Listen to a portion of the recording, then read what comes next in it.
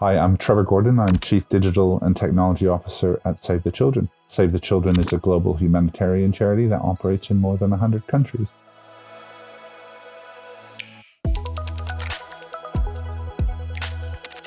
Been at Save the Children since January 2024.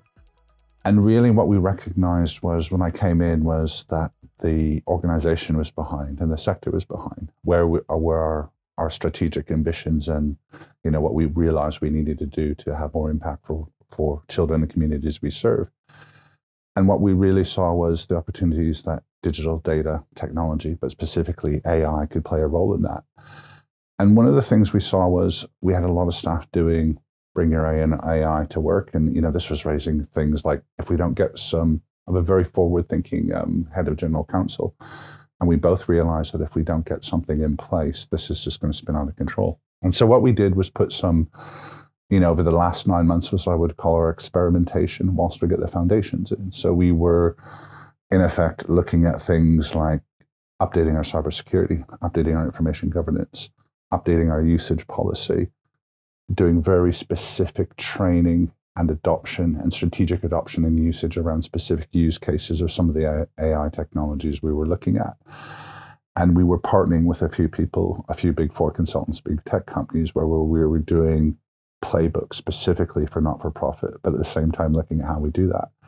And we then put an AI council in. And so what we were doing over the last 9 months and then experimentation has probably got us to a place now where we can really start to scale and meaningfully work it into our future plans and roadmaps. So the last 9 months was really about foundations and experimentation.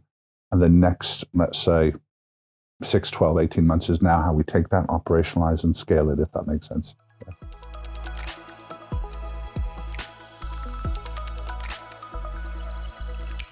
It's a really good thing. Part of it is that I come from a not-for-profit sector where, we work with very passionate, excited people, and we do lots and lots and lots of things. So you can see the potential application of AI across many areas. We can look at it around machine learning.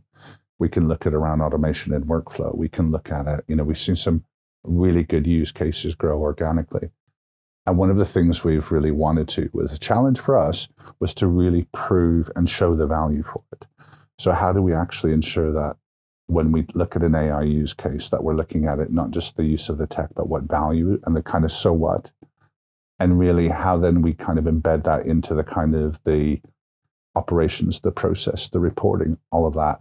And so we've taken a very thoughtful approach to that. Probably one of the other wider challenges is I work at Save the Children. We deal with a lot of confidential information around casework around children, about humanitarian, all those things you would imagine. We work with a lot of different partners in terms of interoperability, other NGOs and this. So there was a real concern also around the kind of, so not only how we implement AI, but the whole ethical and responsibility AI from our board, which we had to do a lot of work of actually winning them on side and actually changing that mindset to seeing it as a strategic enabler rather than just this vague topic that everyone's talking about and not doing anything. So we took those were probably our biggest challenges. Yeah.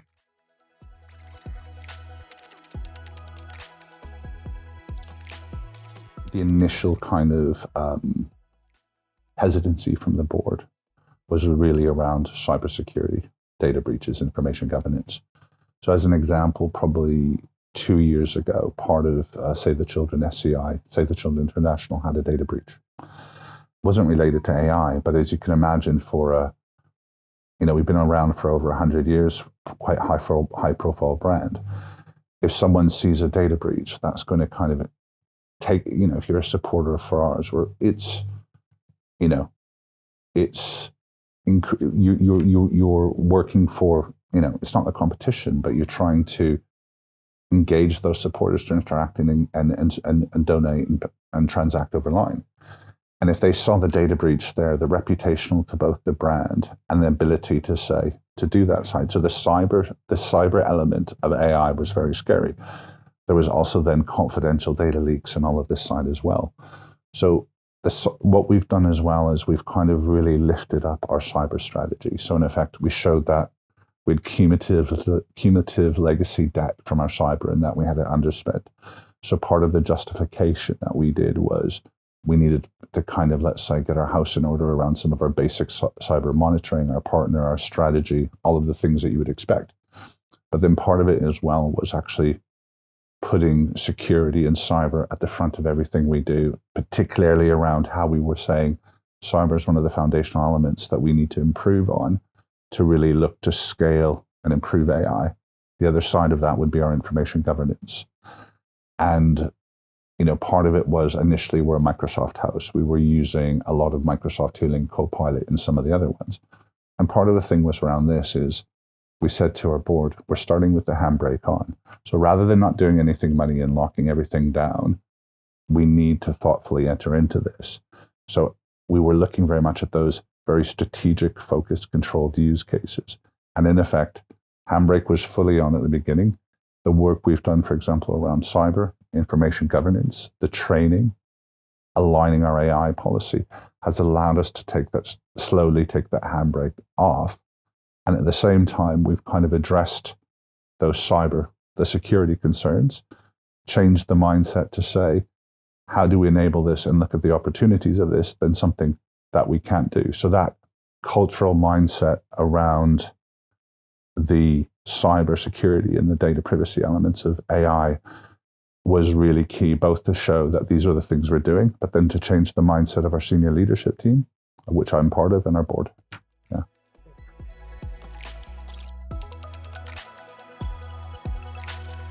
So it's a really important one, and one of the things that we've looked at, and you see some really best practice of this. Like, do you remember the cyber breach from British Library? I think it was about a year ago. They were really open and transparent about their lessons learned and what they did. And, I hold my hand up to them because I think it helped do a lot of forward thinking in that space. And what we've seen is there's a lot of good best practice out there. And as an example, so in terms of ethical and responsible, we have, very strong values and a strong mission where we work. We're a humanitarian children's charity, as you would expect. So we spent a lot of time up front in terms of looking at, okay, we have a policy global that we're going to, but in terms of actually showing it from an ethical and responsible way, was focusing very much on training and the change management. And rather than us inventing our own policy, we focus more on usage guidance. So guidance around use cases avoid, training to come on to that. We've also looked at showing the onus is on that if you're using this on an organizational time, it is part of your ongoing training and induction there. So in your contract of employment. So a lot of the change management and the change of mindset went along with that. And exactly to your point, important around this was our governance. We have an AI council that really, where something comes to it, it has to almost be an approved use of that use case by that council to say, A, is it aligned to our strategy? Does it make sense to do? And as an example, is it aligned with our policies and our strategy? And an example of this is we also wanted to put this framework and guardrails in place, but we didn't want to limit, say, innovation and seeing that come up. So it's kind of the freedom within the framework. As an example, one of our humanitarian workers who used to spend 3 hours a day monitoring 25 to 30 humanitarian channels just to see if there's an emergency, if there's an incident that's coming up, using a form of Power Platform and Copilot has now created an automated work tool to effectively monitor all these and push things out at certain times. She did this off her own back. And so that's the type of use cases that we want to see coming through this. So in terms of that, I think but at the same time, it's really that governance, the training, AI council, and the change management that is aligning it back to what we view as ethical and responsible use, if that makes sense. Yeah.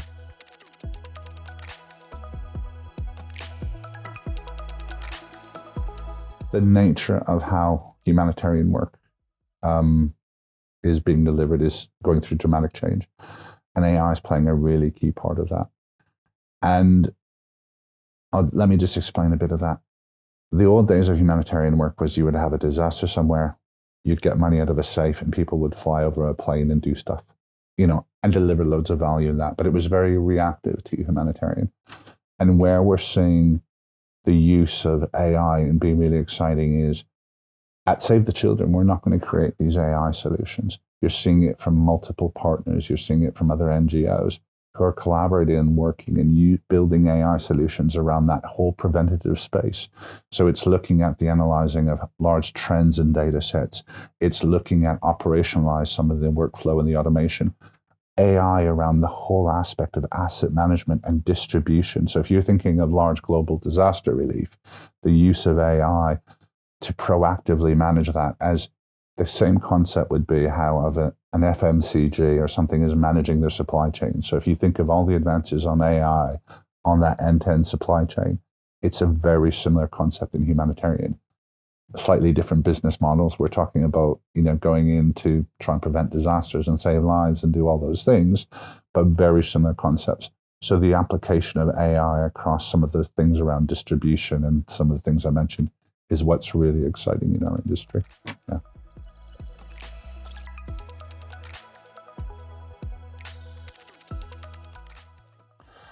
It's really important. And one of the things we've been using, and it's a foundational thing, which is Microsoft's a key partner across a lot of not-for-profit sector. They have what's called a TSI framework in, and in effect, you look at job architecture, job families, almost not-for-profit type use cases and processes and operations. And it's not vanilla enough, but it's generic in that it would almost be like 80% commonality versus, say, a financial services or FMCG. And what we've been looking at as we're building out these use cases is using a very sound business case value framework. So to look at what are the kind of OKRs and KPIs in the uplift that we actually see from the hypothesis of applying a form of AI to the specific use case. So as we've been going in, we've been really looking at that and saying, is this adding the value? But doing it in a way as well of not just turning it on and let's come back in 10 weeks and doing it, but also doing the very strategic usage adoption. Are people using it the right way? Are they getting the right training? And doing the diagnostics along the way to pull the different levers across there. So when I talked about we started building the foundations, we've also started thoughtfully about where we've started with this to show this is how we want to do it. You want to take a human-centric service design. So you're looking at your process, your operations, the tech, the usage. And then we've almost been kind of overcompensating on these first pilots of really around that strategic adoption and usage. The other aspect as well is if we're seeing stuff that is not going to work, then let's just quit it and look at something else. And I mentioned earlier, so you want to take that framework, but you also don't want to be too prescriptive because we also want to show, I mentioned the earlier use case, we also want to see the organic innovation of I guess part of it would come down to your democratization of your tech and data. And that's a meaningful way to do it. And so we just want to make sure that we're thoughtfully as we go into this and we look at the different applications and potential use cases, that it's being done with those foundations in place. For us, for a charity, so I have to convince our board for the continual investment in this. So we're showing it both on those sides. And what I would say is, there's the unavoidable. As I said, we've got decreasing growth, increasing cost, increasing inefficiencies. We need to show both sides of it, both the efficiencies, but potential cashable savings, but also the uplift around the different, we want to have impact for children and communities we serve. How do you quantify that? So we've had to take, I would put it this way, heart of a charity, mind of a business. So we've had to take a more commercial approach to how we do that in the not-for-profit world.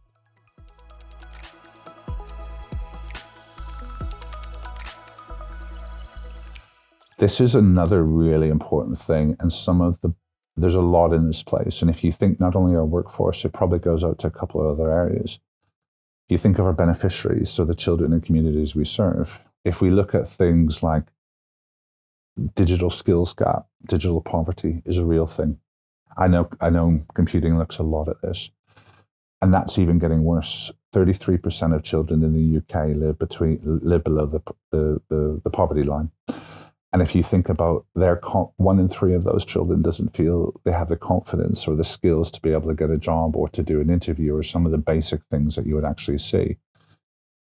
We then have the side around your side, around our workforce. Do they have the training they need to be effective in their day-to-day job? So the way we look at it is we look at our hardcore skilling for, say, some of our technical staff of the platforms we work on. Do they have those skills capabilities? We look at our digital skilling for our workforce. We also look at digital skilling for what we call our beneficiaries. So we're taking a much more thoughtful approach to training across the piece of that. So as an example, we're working with a couple of our bigger tech partners to look at the digital skilling for our wider workforce to make sure, do they actually having the training they need? So as part of our formalized learning and development is really getting the support from some of the bigger kind of tech players in the space and other areas to really ensure that as part of their L&D and make it meaningful. So not just watching a video, but actually making sure we're using this in the day-to-day of their job. So for us, hugely, hugely important. As important as probably the digital skills initiatives we're trying to do with our beneficiaries as well. Yeah.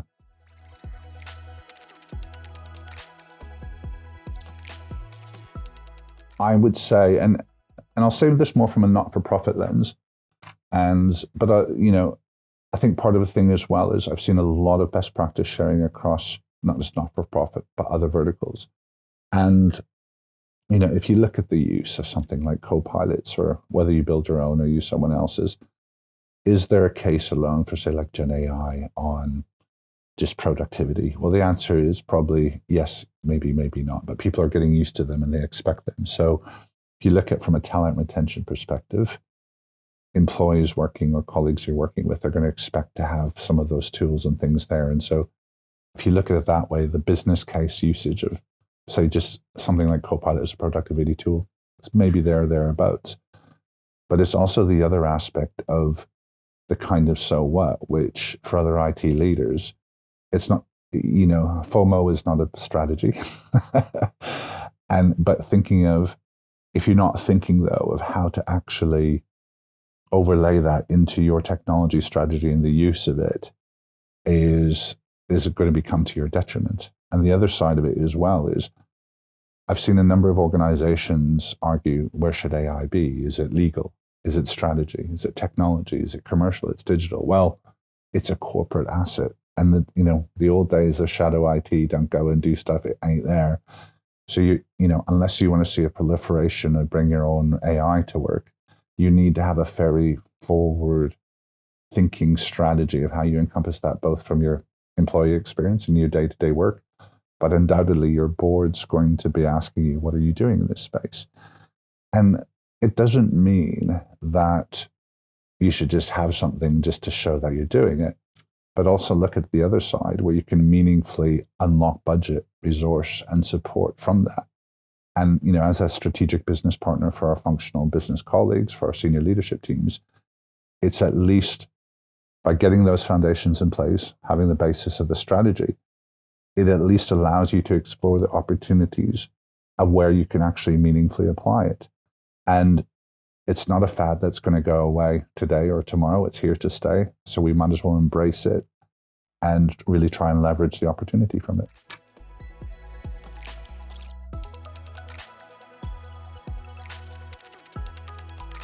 I think this is a really exciting area. And I'll give two examples of where we're looking at it. So I'll give three. One is around cyber. So I think the whole point around the effectiveness of AI, of just increasing your operations and resilience around everything around cyber monitoring and joining that up, particularly across large global enterprises, or if you're a multi-site geography, I think massive there. I think secondly, in terms of making your operations and your DevOps efficient, as effective as possible, I think there is massive opportunity in that space. As a person who's never cut a bit of code in my life,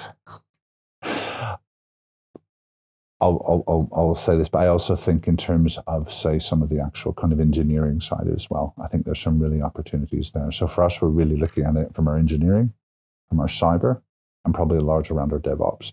There then is aspects around the day-to-day, around your service management and your technology delivery, which I think will come around, the automation, the workflow, and some of that. But I think in terms of the AI across those three areas is a really focus for us.